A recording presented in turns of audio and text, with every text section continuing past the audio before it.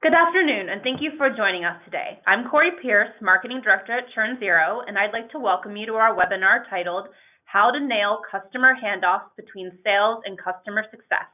Before we get started, I'd like to remind you that we are recording this session, and a link to the recording will be available 24 hours after this webinar. Throughout the presentation, you are welcome to submit your questions via the question and answer box, and our staff will try and answer them as we go. We will also address as many questions as we can during the Q&A portion of the webinar. Now I'm pleased to introduce to you today our two presenters. We have Abby Hammer, who is the Vice President of Products at ChurnZero and is responsible for product strategy and execution. Abby leads the customer success team who deliver custom implementations and work to drive adoption, engagement, and expansion across the ChurnZero platform. And we also have Casey Altieri, who is the sales leader at ChurnZero. Casey helped build out the sales process and strategies for the organization, including training and continuing education of the sales team. While growing the sales team, Casey worked closely with marketing, product, and the customer success teams to ensure that the company's strategy has one voice. These two are perfectly suited to share with you their top tips for consistently successful handoffs and building trust between sales and CS teams.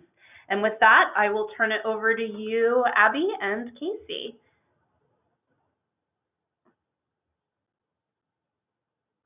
One second. Okay.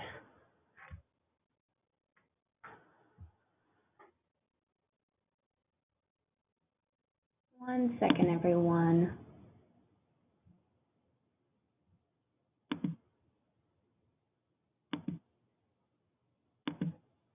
There we go. All right. Perfect. Okay, so thank you for that introduction, Corey, and hello, everyone. Thank you for joining us today. Like Corey said, my name is Abby, and Casey and I are very excited to talk to you today about a topic that the two of us live and breathe every single day, and that is the handoff of a new customer from sales to customer success. Now, right off the bat, Casey and I will be the first to tell you that a perfect, smooth handoff is really an elusive thing. So as your teams change, as your products and your services change, as your processes change, so will your handoffs. So it's not a process that you can figure out once and then it's perfect forever. But as a company that provides customer success software, we are hyper aware of the importance of this transition, of what's at stake during this time. So over the years, Casey and I have spent a lot of time on our own processes, defining it, redefining it, tweaking it, and tweaking it some more. We also frequently discuss this exact topic with the customer success teams that we support. So we've seen the good, the bad, and the ugly. Today, what we've done is we've extracted some strategies that have been effective for us and also for many of the customers that we work with, and we'll be sharing with you in the hopes that these tips and ideas will prove useful to you when you're evaluating your own handoff processes. So to get started, I want to briefly talk about the importance of a quality handoff between sales and customer success. So very simply put, this is a critical moment in the customer lifecycle, one that has the potential to put a spin, be it positive or negative, on the rest of your relationship with the customer. Now, for many organizations that we work with, if a handoff process exists at all, which unfortunately is a common if, the transfer of a customer between teams is often a disorganized mess, lacks clear requirements or really a true transfer of knowledge. But then on top of that, what we see is that the process is often really fraught with tension or, quite frankly, even downright distrust between the two teams that are involved. Now, it certainly does not need to be this way, and for the sake of your customers and, quite frankly, for your own sanity, it really shouldn't be this way. Now, because handoffs happen so quickly, it feels like 1 minute the sales team is owning the relationship and the next the customer is sitting on the lap of the CS team, it's a common mistake to downplay what's at stake during this time of transition. But there really is a lot that's on the line. A couple of things we've listed out here. So, your sales team has been talking to this prospect for days, weeks, months, even in some cases. So there's a foundation of trust there. There's a relationship that the CS team should be able to capitalize on. And part of capitalizing on that relationship means you're going to be able to keep that customer momentum, build that excitement. All the good things that they got jazzed about during the sales process are going to flow into starting to work with them on the CS side, which then gives you a really positive influence on future success. It continues that build of trust, but with the new individual that they're working with. Now, finally, despite the fact that we're going to use the term handoff throughout today, I want to encourage everyone to think about this process not as a handoff, because that has a really passive feel to it, but rather as a proactive transfer of knowledge, and that this transfer serves a critical role in advancing the customer. So handoffs shouldn't just be a thing that happens to us. They should be a purposeful process that has clear goals and objectives. And we're going to talk about a lot of that as we keep going. So first strategy. Now, at the risk of making this sound a bit like a therapy session, the first strategy that many of you are going to need to enact is actually a mental shift, often on behalf of on the part of CS. So if sales and customer success are going to form a partnership, there needs to be a purposeful resetting of the relationship. So whatever tensions or distrust that may have built up between those two teams needs to be broken down before any of the other strategies that we're going to recommend today can have a chance of succeeding. Now, I've worked at a lot of different companies, and sales reps all have this sort of terrible and all too common stereotype that often follows them around. So when someone says, "I'm a sales rep," a lot of people picture sort of a slimy guy like you see here. And also, I kid you not, when I started Googling sales reps my top autofill suggestions were sales reps are lazy, sales reps are annoying, and I'll tell you the look on Casey's face when I told him that was pretty special. So, but when CS thinks about sales, we often picture them as like carefree people promising whatever the heck they want and getting away with it. And while there certainly needs to be accountability on both sides if you're going to reset the relationship, and we're going to talk about that, I want to take just a minute to focus on the reality of being in sales. So the reality is that sales is hard. So sure, in customer success, we're aware that sales is always trying to hit some number. I'm sure you guys talk about it a lot and your company thinks, but we frequently don't stop and think about what that really means for each individual sales rep. So the pressure on sales is really intense. You have to hit your number to keep your job, to make a living, to get promoted, to feel personally and professionally successful. And you also need to hit those numbers to keep your company in business. Now, on the CS side of things, we love to talk about how 80% of your company's revenue is going to come from just 20% of your customers, and how it's 5 to 25 times more expensive to acquire a new customer than keep an existing one. We love those stats. But we have to remember, if sales doesn't sell in the first place, there won't be any customers to retain. And all of these really, these really pressured things, so trying to meet their numbers, is happening in a really intense environment. So sales is defined by its uncertainty, its frequent changes, and its really high competition. I found a survey from 2017 that was done by HubSpot of salespeople, and it revealed some really interesting stats, a few of which I've shared up here. Very high percentage of salespeople describe their lifestyle as really challenging, and that it negatively impacts their personal life. And a really high percentage of people in leadership roles in sales organizations are often working nights and weekends, really committed to the cause, trying to make sure their teams are successful. But the point that's really, really interesting to me is that sales is always starting over. So a sales rep that goes to sleep on March 31st, just having had a bang-up Q1, when they wake up on April 1st, it's all back to zero. Every month, every quarter, sales has to prove themselves over and over and over again. Now, this isn't to say that CS doesn't have a lot of these same pressures on the retention side of the business. We absolutely do. So we're going to talk about how you can make sure that those are balanced, but it's something that's worth us coming back to when we think about resetting this relationship. The other thing that CS needs to realize and really take in is that misalignment is not always sales' fault. It's quite frankly really easy to blame them when things are off, but the reality is that a lot of times the customer themselves is the source of misalignment. So, we'll see things like the confirmation bias at play. A prospect will hear just what they want to hear. They're listening for information that supports their beliefs. Or the customer did share their needs, but then somewhere in the sales process, those needs changed or changed even post-sale, but now they're being presented as though they've always been true. And we all experience customers who quite honestly weren't probably fully prepared to make the purchase, so they didn't ask the necessary questions that they should have or confirm some of the things they should have during the sales process. Now, a little tactical suggestion for you guys here. If you have persistent misalignment and you're not sure where it's coming from, is it sales, is it a customer, is it both? I would recommend investing in a platform that allows you to record and review your calls with both prospects and customers. Not only does a platform like this provide meaningful opportunities for employee education, making sure salespeople are giving good demos and giving them tips, but it's also kind of like having a court stenographer working for your company.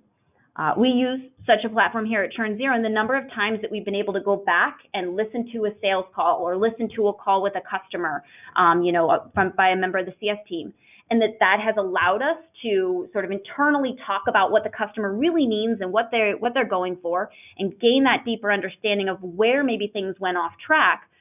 We've done this so many times, and it all helps us avoid those same mistakes in the future, learn and improve. Now, part of this resetting of the relationship needs to be addressing the mental fence that exists between sales and customer success. And breaking that down, comes back to acknowledging the pressure that's being put on the sales team. So this quote here is pretty obvious, but to me, especially given that it was said by a VP of sales, really gets to the heart of the problem. This VP of sales is talking about the fact that, sales is encouraged to hit their number by any means possible, and we've talked about why that's challenging, but he also uses this phrase of over the fence. So to me, this is illustrating that a lot of sales leaders, and quite frankly, a lot of success leaders, think of themselves as being on two different sides of the wall. So they're inherently connected by the customer, but we don't see themselves as sort of two teams that flow into one another, but rather there's this inherent distinction. And that's really the root of the problem here. And it's the root of the problem because customer success begins with sales. So yes, customer success is a department, but really it is a culture. We've all heard the phrase that the seeds of churn are planted really early. And that's true. And if you're going to accept that that's true, then we also need to accept that sales is part of our customer success team, and that the very first interactions that they have with a prospect impact the quality of our relationship going down. So CS needs to be ready to invest in that relationship with sales if they want things to change as it flows into CS. And this is Casey jumping in here. And the reason that Abby obviously did those slides was because it would have been incredibly self-serving for me to do them myself. But this point right here, I think, can't be overlooked. Customer success truly does begin with the sales process for two main reasons. One is people aren't going to buy from somebody that they have a bad experience with. So that is, of course, first and foremost. The customer success or the sales rep needs to be putting on a strong face and a strong persona for the entire company, because that's the only way that the sale is going to happen. Now, if number one doesn't occur, then the customer is never going to become a customer, so we don't have to worry about that at all. But number two is where the major issue comes from, which is sales reps need to make sure that they're setting proper expectations all the way through. And that obviously starts from the very first call that you have with a prospect. No promising random features and then disappearing. And so that ties directly into the next point that we want to make, which is we really need to make some changes that are going to align sales and CS. And this is incredibly important, rather than thinking of them, like Abby said, of two sides of a fence. Rather, we're one team that's working towards the same goal. So with that, I think this quote really does a fantastic job of expressing where this importance comes from. And the reality is, this is a top-down initiative. It has to come from leadership. And you really need both your VP of customer success, your VP of sales, your CEO, and all of the C-level people to be on board with this, because it can't be a sales team versus a customer success team. That's going to lead to failures, and oftentimes that's going to lead to an enormous drop in your retention rate that can easily be avoided if the teams are working together. So with that, what we have to do first is really focus on figuring out how we are going to get the right type of customers. We need to find customers that are going to fit a profile that's going to be easy for us to sell. And this should be a company-wide initiative. It's not sales doing this. It's not customer success doing this. It's not marketing. It's not product. It's all of those people combined. That said, the people who are dealing right directly with the customers are going to be customer success folks. It's going to be customer support folks. So they should play a heavy hand in making the decision of what an ideal customer should be. And then from there, what we want to do is we want to spread that information out. Customer success and sales needed to sit down together to understand what that ideal customer should be. And from a sales perspective, this is information that our team loves to get because these are the customers who are getting the most value. These are the customers who are understanding what we have to offer. And in theory, they should be the customers that are going to be the easiest for us to sell to on the sales side. So whenever we're doing our prospecting, those should be the first customers or the first prospects that we're searching to find. After that, it's important not to just stop there as well. We have to go to marketing and make sure that the leads that are flowing in are going to be tied into that ideal customer profile. It can't just be sales doing their prospecting work because oftentimes prospecting and outbound work is only 50% of the overall sales within an organization. The other 50% is coming from those leads. So we need to make sure we're including marketing in this as well. Beyond that, it is incredibly important to understand that every single client that we get is not going to fit into that ideal If fit. only, right? Yeah, Abby can speak to this very well. Is not going to fit into that ideal customer profile. And we have to start understanding the difference between stretch fit and bad fit customers. And the thing that's actually exciting about stretch fit customers is this is truly the reason that there are customer success reps in the first place. If every single customer was an ideal fit, this would be the easiest job in the world, and everybody knows that it's not. But rather, we have to sometimes do a little bit more to make these customers work, whether it's work with their personalities, which can often be quite demanding, whether it be figuring out how to make a tricky problem work with their difficult data, whatever it may be. We need to figure out how to make those work. And it's really important for customer success reps and sales reps to understand the difference between that and a truly bad fit customer. And a bad fit customer is going to be somebody who was improperly given, or I should say, given terrible expectations throughout the sales process. You all are going to be onboarded and up and running in 2 days. So, and then 3 days in, they don't even have the initial meeting scheduled yet. That's just going to lead to a terrible experience for everybody. Or they're promised a feature that doesn't actually exist. And as much as we'd like to pretend that doesn't happen, every single customer success rep out there has talked with a customer who's like, I was promised this, where is this feature? And that speaks a little bit back to Abby's point of making sure that you're recording the sales conversation so that there is some level of accountability. But we want to make sure that we are going back on these bad fit customers and we're saying to our sales team, hey, here are the bad fit customers that you've given me. Here's why they're bad fits. And we're continuing to bring that up so that it's not just a disappearing act after the initial sale. So now we have to figure out, how do we actually make sales care about that renewal process? How do we make them care about retention? What is the important things that are going to matter to them? And whenever it comes to that, one common one is comping sales on renewals. So if 85% of your closed deals renew in year one, then you get a bonus. If 100% close in year one, you get a bigger bonus. Whatever that may be, that's one option. And I think that's great because it puts a little bit of the skin in the game. That said, if you don't want to pay your sales reps for doing what you feel like they should be doing regardless, there are a couple other ways to manage that as well. Another option that we've found to be pretty fun is creating dashboards to show who the best retention reps are. So just stack ranking it just like you would your typical sales and saying, here's what those numbers look like after year one, so that you can really see what's going on from that perspective. And sales reps are inherently competitive. So seeing those numbers is going to drive them to do a little bit better with regards to selling the deals that are going to fit more perfectly with them. And then the other option is don't pay sales until they've done a quality handoff. And I'm going to get into that in a little while because I think that's going to be really relevant. But we want to make sure that sales actually has some skin in the game rather than the disappearing act that we so often see.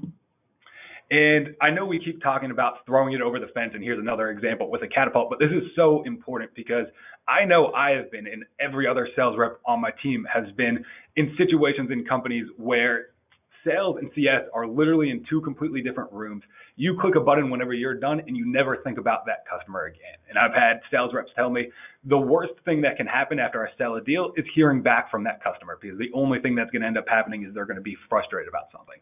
That is not a good environment. That's not the environment that you want to cultivate within your organization by any means. And so what we need to do is we need to involve CS a little bit earlier in the sales process. And this is really actually going to benefit both sides. The reality behind this, though, before I get into it, is it's not going to work for every organization. If you are selling monthly deals that are $30 a month, it may not work as well for companies who are at the mid-market sale or at the enterprise sale. But if it's something that you can manage as a team and you have the bandwidth to do, it can be incredibly beneficial. From the customer success side, we have the advantage of being able to build a relationship before that transfer has been made. So you actually know them, you know what they're interested in, you know everything there is to know about them, or a good deal, I should say, of what there is to know about them before they even come on as a customer. And you have the opportunity to manage their expectations. So if you're coming in at the end of the sales process, you can say, hey, here's what we're going to do during implementation. Here's what we're going to do during adoption. And you're really driving that process all the way through. Beyond that, and I think it's always important to tie this back to sales perspective, because the question is, why would sales want to bring customer success in? That is actually really valuable for the sales team as well. One, it's bringing in somebody who actually has some level of value to what they're saying. And I know that doesn't sound good, but oftentimes people look at sales reps as being self-serving. And whenever you bring in a customer success rep, well, that person can't be self-serving or they can't be self-serving for the sales rep, because what they're telling them is going to be what they have to end up working on in 2 weeks, 3 weeks, and for the rest of the relationship of this customer. And the other side of it is that customer success reps being on board really actually helps with the sales process, because it puts the prospect in the mindset that they are now a part of the team. This is going to be the person I'm working with. This is how I'm going to do it. And they're already in that decision-making process where it's like, oh, okay, I'm already working with them. Here's how this is going to work. And it just becomes an easy transition into that next portion. Well, and I'm gonna step in here for just a second and offer an extension of that idea. So again, like Casey said, this won't work for every single type of deal that's out there. But I'll actually use a personal story for us. A couple months back, Casey brought me a customer. He wanted to talk through a customer, and he starts describing this potential prospect at the time. He starts describing this prospect to me, and I remember I rolled my eyes so hard it hurt, because I just couldn't figure out why he was coming to talk to me about this group. They seemed like such a bad fit. And so what he asked is for me to get on the call with them, try to understand in a little bit more depth what the situation was that we were working with, what the actual practicalities of it were. And when I did that, I started to see a pathway where we could be successful with them. I started to see the nuances that made them not bad fit, but rather stretch fit, certainly with some concerns. But those were because we knew those concerns before they put pen to paper. They came into the process clear on those concerns. I came into the process also clear on what was going to be challenging. So there were no surprises. So again, when it goes to building that trust, building that relationship, because we just didn't have this hot potato from Casey to myself with that deal, a customer who was on the edge for us, to be quite frank, is actually quite successful with us now.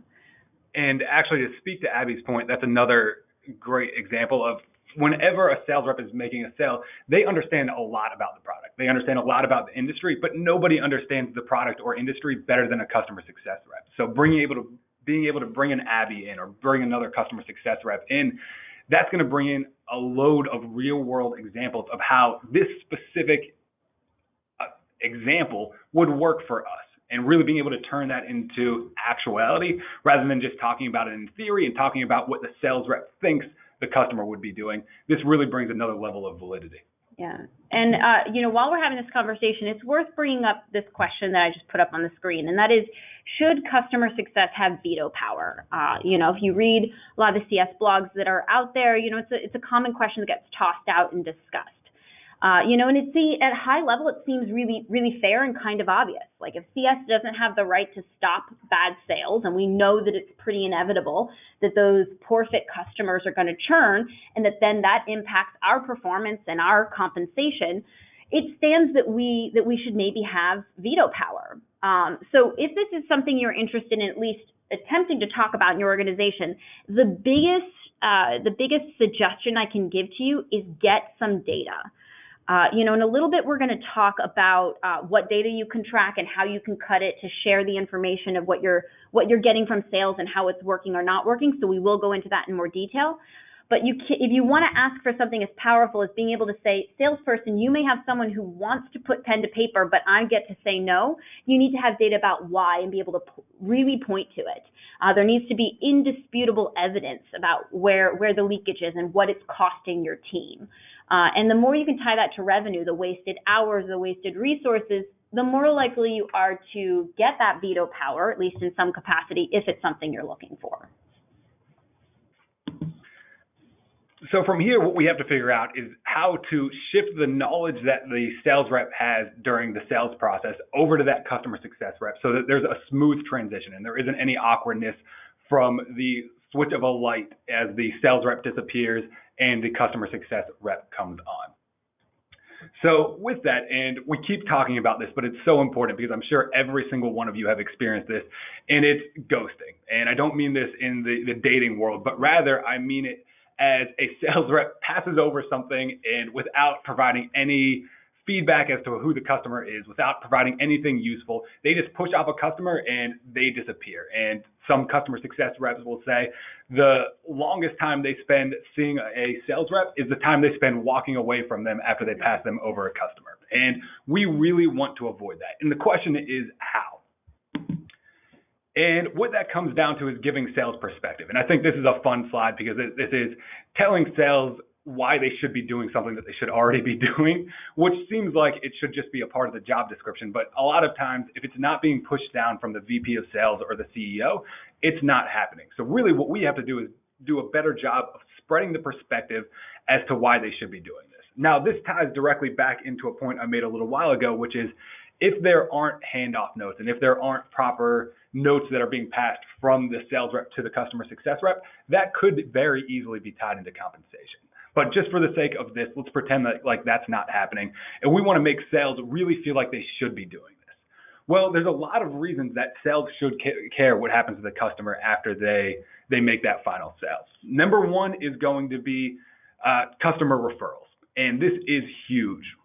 Just internally looking at our own sales, whenever a customer refers somebody else to come look at our product, we sell that at a 400% higher rate than just a typical lead.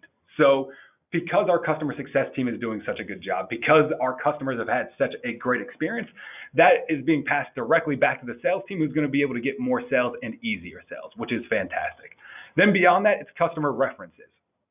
And with a reference, 7 times out of 10, whenever we get to the end of a sales pitch, somebody's going to want to talk to one of your customers. And if you don't have a lot of happy customers, this can be a really difficult process. And again, it's all about making sure that you're building the relationship during the sales process and they're happy as soon as you transition them over to customer success. And their customer success is going to be able to continue to cultivate that and grow that. So that's going to really benefit the sales process. And then, of course, it's also for providing positive feedback on review sites. And this is something that is often overlooked, but the reality of today is people search online for everything. Where's the best place to eat? Where's the best place to hang out over the weekend? What are the best CS softwares? What is the best CRM? Whatever it is, you look online for everything. And your customers are going to be going to leave reviews on these sites. So what that means is, A, if you have good reviews, this is fantastic. You're going to be getting more leads. It's going to be easier for the sales process, and everything's just going to be a little bit smoother. Versus if you have bad reviews, because that sales to customer success handoff is kind of shaky, that's going to make it incredibly difficult for your sales team to continue to have success. So we want to make sure that sales is understanding all of these things, the 3 R's in this case of the perspective for why customer success matters. And that's going to turn them into saying, okay, here's why I need to be doing this. Now, once they understand that, we also need to make it easy for them to do it. And this is a funny handoff note from the beginning of ChurnZero that is actually a real example. We've taken out a couple of the notes, but the point here is real. It's just pure free association, almost complete nonsense. It doesn't actually provide anything to the CS rep, and it really is completely useless for the sales rep as well. It's basically the bare minimum, and we really want to avoid this as much as possible.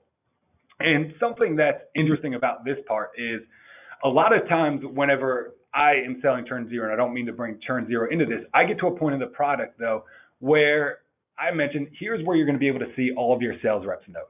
And that is the best unintentional joke that I make at any point, because every single time it gets a laugh as the customer success rep uncomfortably giggles about there actually being any sales notes whatsoever.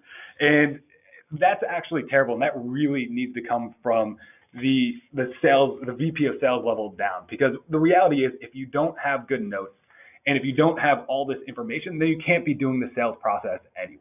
And so these reps do have the notes, and it comes down to the fact that they're just not putting them into a coherent manner and giving them back. So what we have to do as CS reps is define what is important, what is going to really impact that initial onboarding, what is going to impact the handoff, what's going to impact the long-term success of a customer. And these are going to be the things that we want to pass back to the sales reps to let them know that we expect this at the handoff stage. And in reality, this is going to be information that the sales rep wants on the discovery anyway, so it kind of just gives them a list of things to ask that can really drive the sales call. I want to step in here for just a second to say, when we look at this list of defining what's important, a couple of things jump out at me. If you go through this list, if a sales rep is asking these questions, it's going to help them assess fit for the product. So if we're trying to coach, as Casey talked about earlier, we're trying to coach reps towards not closing bad deals, the sales handoff notes and the questions that you define as important to cover can actually help them ask the right questions to assess fit and potentially walk away from a customer where there doesn't feel like there's a good potential there. But the other part of this that really jumps out at me is, one of the big things that a knowledge transfer should be doing is making sure that your customer doesn't feel like they are repeating themselves ad nauseum.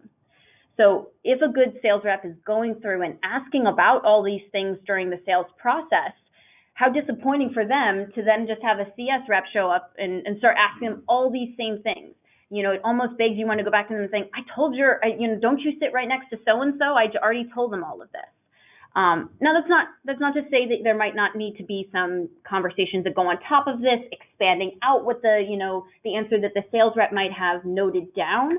But at the very least, it allows the conversation to be like, so tell me what you want to do with XX solution versus, well, your sales rep said that you're really interested in A, B, and C. Do you want to add to that, or can we dive into some of the specifics that you want to do? It just takes that conversation to the next level as opposed to making someone repeat themselves.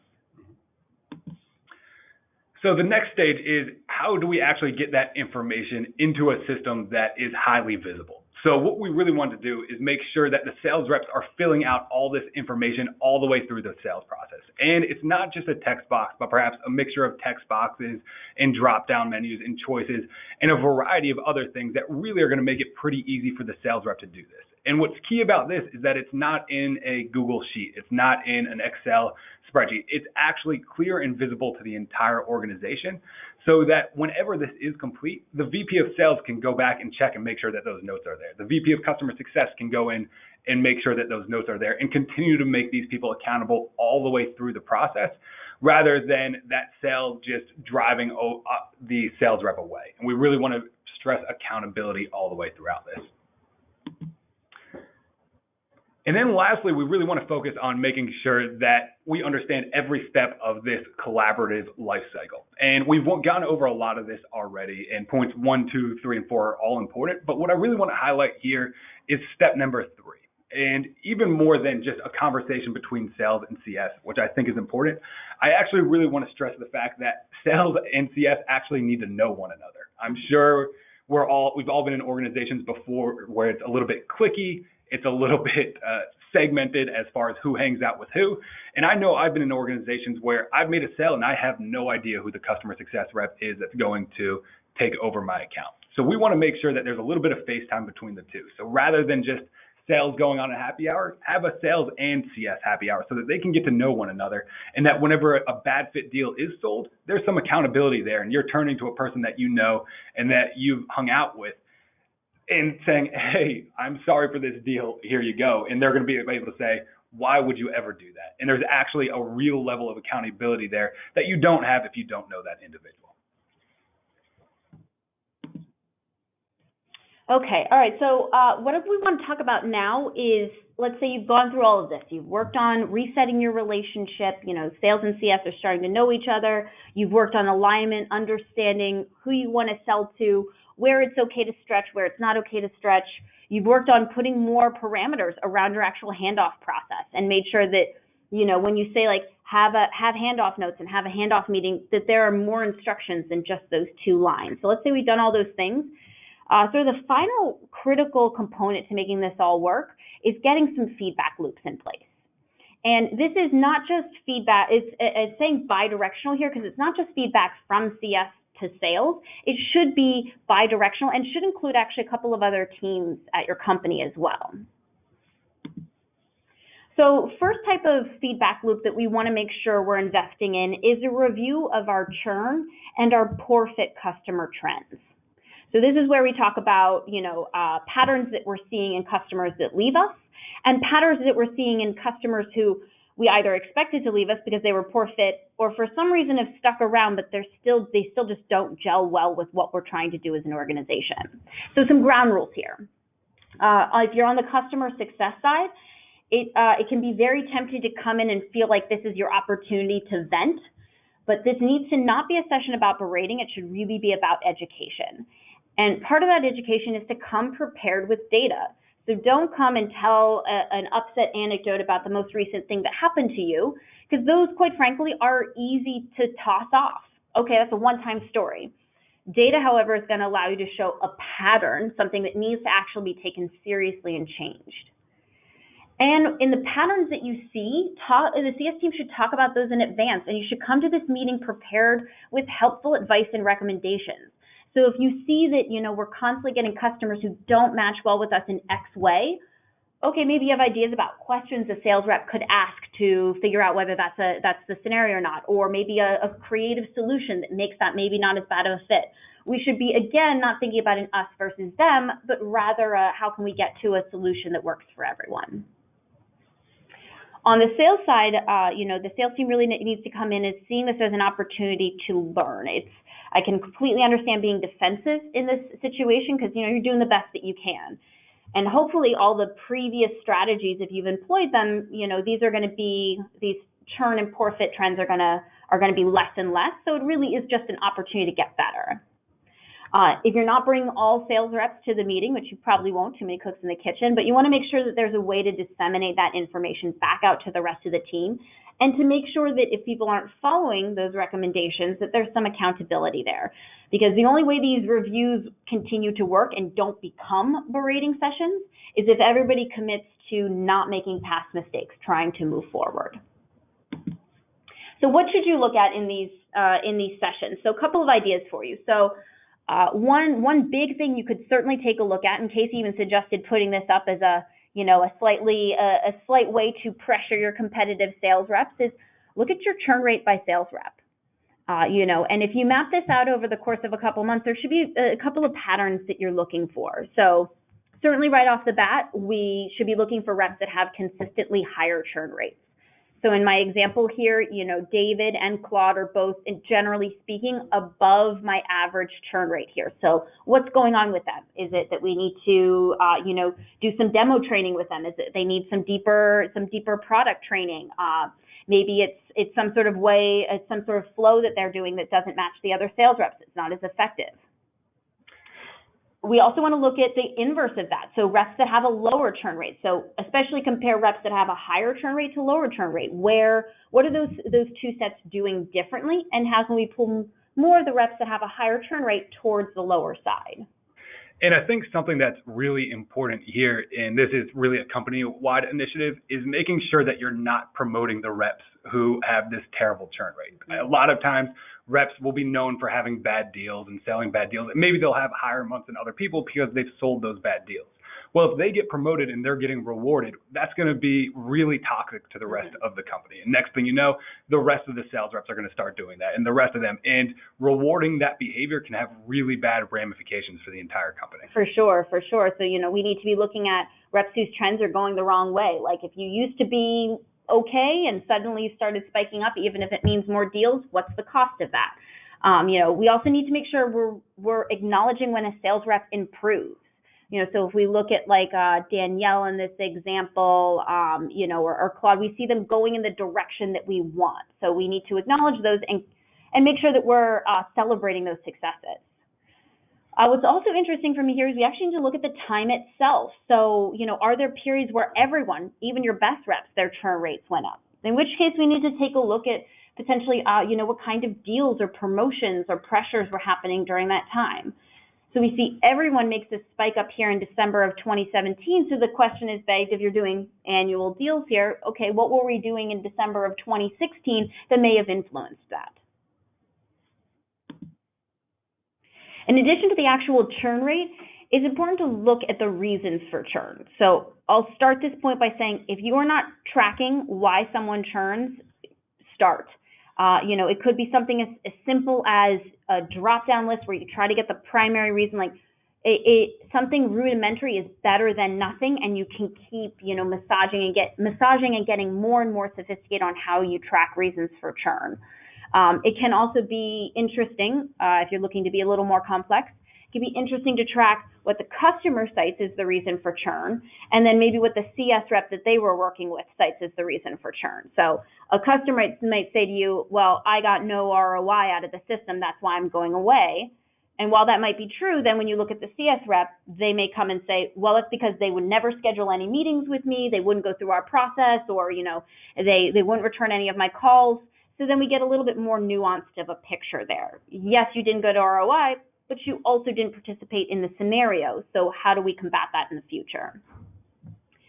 So when we look at reasons for churn, again, we want to look at, what are these reasons that are related to customer success, or related to sales, or related to both, which ones are product things. So this is certainly where the product team might become involved in this. And we can also put the layer of a sales rep on top of this.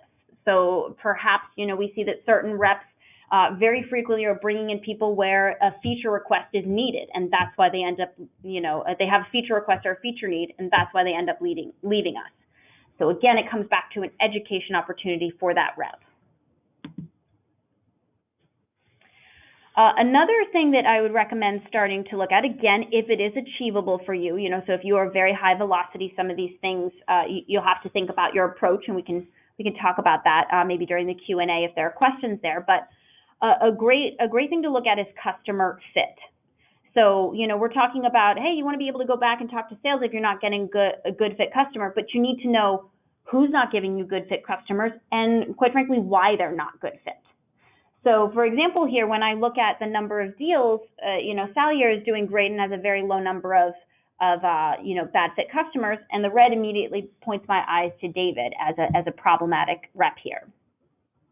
So not only by rep, but again, the same things we talked about before. Which reps are going in the right direction, bringing in fewer and fewer poor fit customers?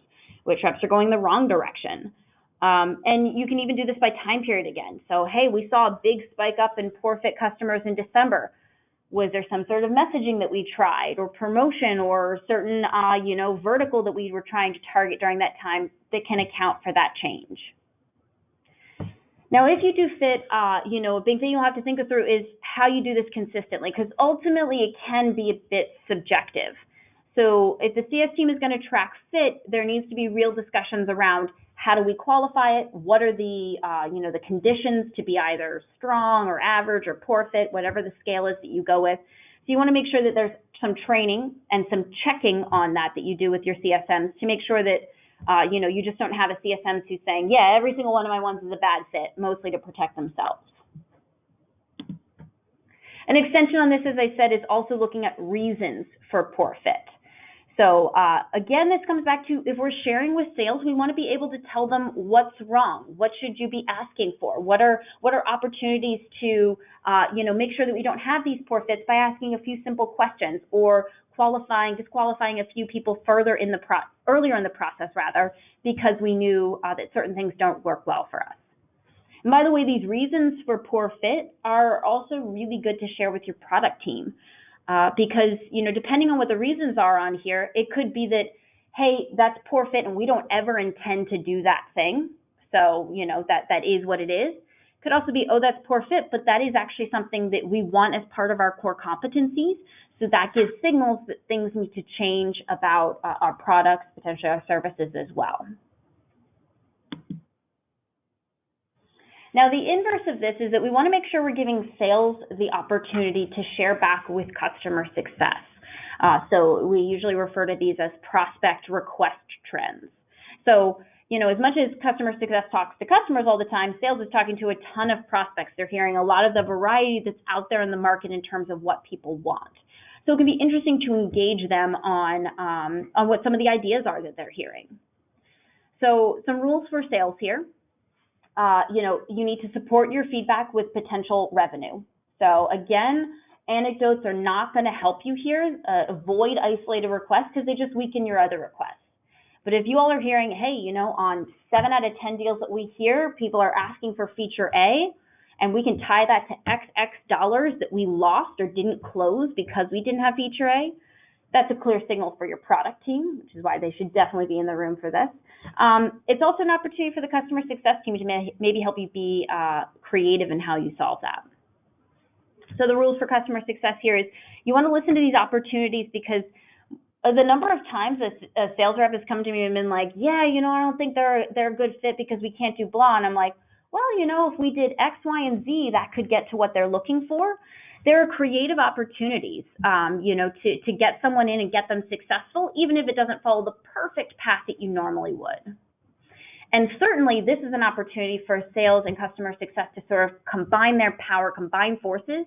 And if prospect requests are matching customer requests, if you both present data on that, that can be really, really compelling to the product team. So it's not just the prospects are asking business, but also customers, and we can both point to dollars that are around these requests. Now, once we start doing these things, I began by saying this, it's an ever-evolving process. Your product's going to change, your processes are going to change, your teams are going to change, even just new individuals coming on and their teams actually growing. It means you always need to be revisiting this entire your entire setup, making sure you're making tweaks. When things aren't going well, having clear and hopefully as calm as possible discussions about what didn't go well. So that the process is always evolving. And the goal is that we don't ever become stagnant in how we do this, but we continue to communicate really consistently and openly so that the process can evolve as we evolve.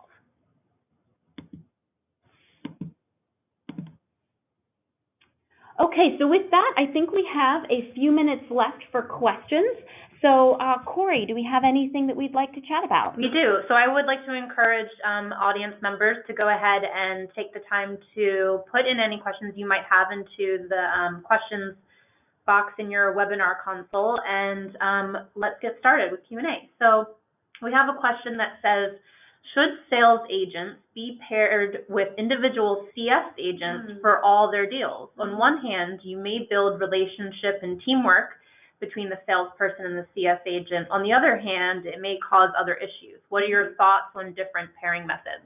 Yeah, that's really, really interesting. So, Casey, I want to hear what you think here as well, because this is something we've actually talked about even here at ourselves.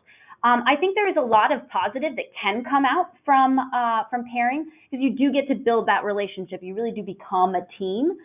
I think it gets challenging the more and more customers you have. So I think it's really ideal in enterprise situations, maybe even some mid-market. But if you are dealing with a high volume of customers, it gets harder to match that up.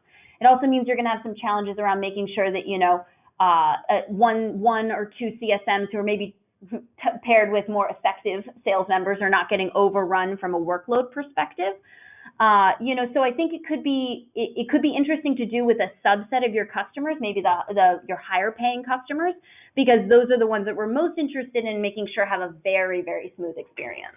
Yeah, I think it's really tricky to do in practice because some sales reps are going to sell more than others, and then next thing you know, you have a customer success rep with 12 accounts versus a customer success rep with 35 accounts, and that's going to be tricky. And of course, there also gets to the point where the customer success rep can't take on any more accounts, and the sales rep is going to continue to be selling. So I think that's tricky. But what I think is good is maybe assigning a sales rep to a team of customer success reps, a group of 4 or 5, so that one, you're taking a little bit of the variability out of it, where you don't know if it's the sales rep or the customer success reps who's at fault for that renewal.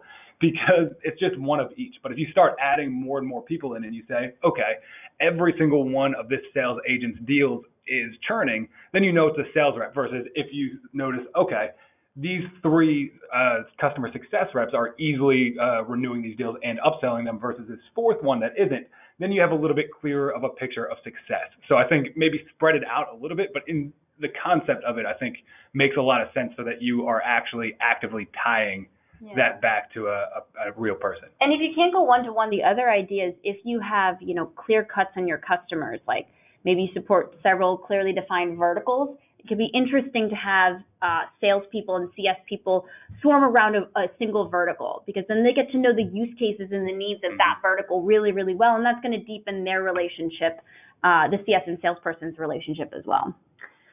That's great.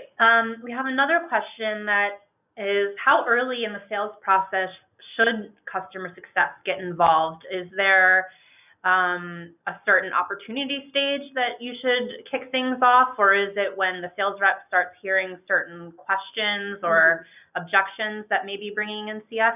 What are your guys' thoughts? So it should be farther along in the sales process. We don't want customer success reps doing the entire job of the sales rep. So it should be like, this is the last call before close. This is something that's going to move it across the line. And usually that's at the proposal stage, or a little bit before the proposal stage, where we're talking about the real world applications of actually getting them up and running. Yeah, and since we want to make sure that we don't have CS people trying to do CS and also sales, that's why it's really important to invest in those feedback loops, so that sales can do all of that qualification, can do it well, can do it consistently. So by the time that the CS rep is coming in, it's not to solve major, like, is this even possible questions. It's rather to just clear up some last details, build some of that relationship, as opposed to really actually closing the deal. What specific questions do you recommend asking or answering in handoff notes? So not to wiggle out of this one, I can offer a few things, but that is challenging to give very specific questions, because I think it's going to vary a lot between the product that you support, or products plural, the services that you offer, what your product attempts to do. Broad strokes, I think the big things we need to be focused on is, why did the customer buy? People are spending money. Why are they spending money? What do they hope to accomplish? Are there timelines associated with what they hope to accomplish? Are there, so when we think about what is the outcome that they're looking for, everything that we're asking should be focused around that, because that's what the sales rep should be asking, and that's what the CS is going to be, gunning towards and focused on. Yeah, I think that's exactly right. Define success in those handoff notes. And I also think it's valuable to put in non-fact-based information, like personality notes and that sort of thing, so that you can understand, this person likes to be called, this person likes to be emailed, they work these hours, and really focus on that sort of thing, so that whenever you get on and you already know as a customer success rep that this person you're going to be dealing with is a little bit more contentious. And you can come in understanding that, or this person prefers to be emailed than called, and you have all that information. So those should all be in it as well. We don't want to just put in fact-based information about the customer and their size and their softwares and so forth. Okay, we have another question, and it's in regards to sales reps being more focused on the customer more than just getting the sale over the fence.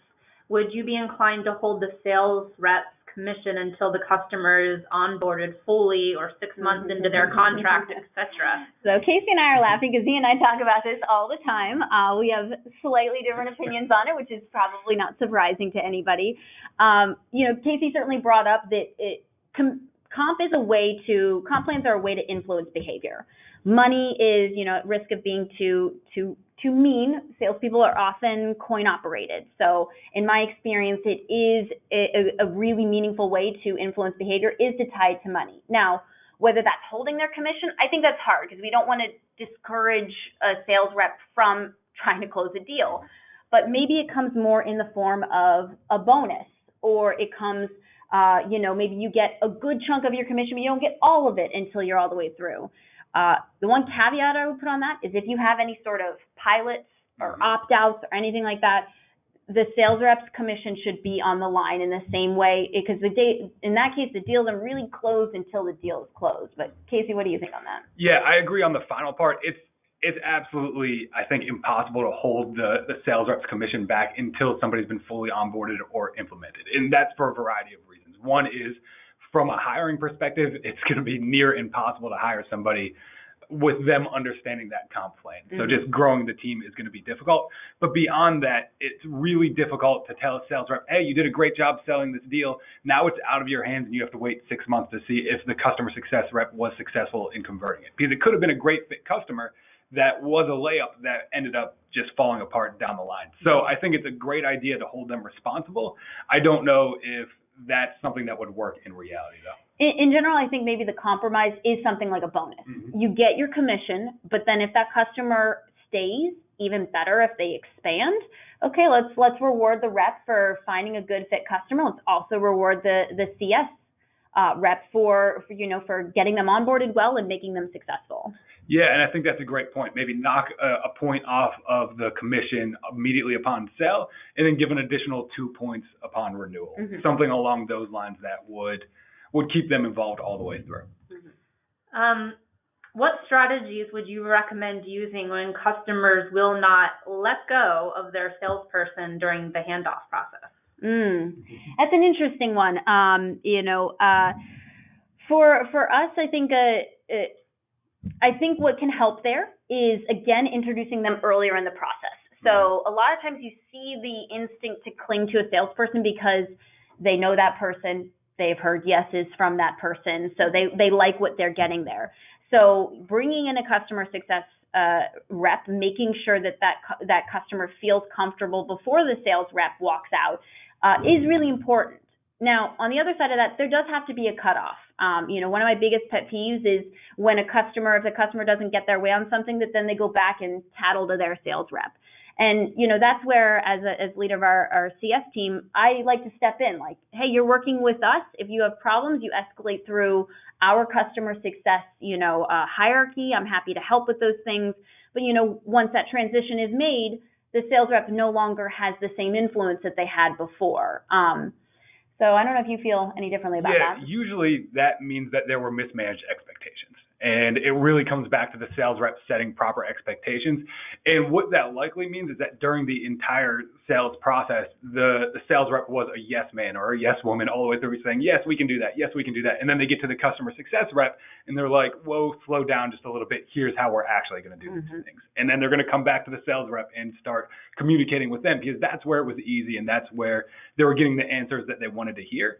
So really, it all comes back to making sure that during that sales process, the entire thing is transparent and you're actually saying what you can be doing on the back end. So we really need to align sales and CS all the way through. And then we'll see those people clinging to the sales rep a little bit less because the customer success rep is going to be saying exactly the same thing that the sales rep is saying. I think we have time for just one more quick question and then we'll wrap things up.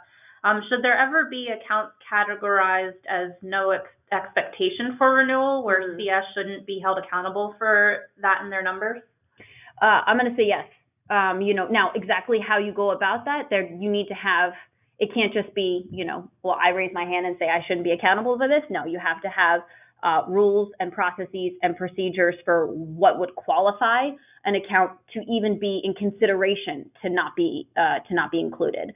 But certainly, I think just about every customer success manager has been in this scenario where, they've done the best that they can, and for a lot of reasons, things did not work out.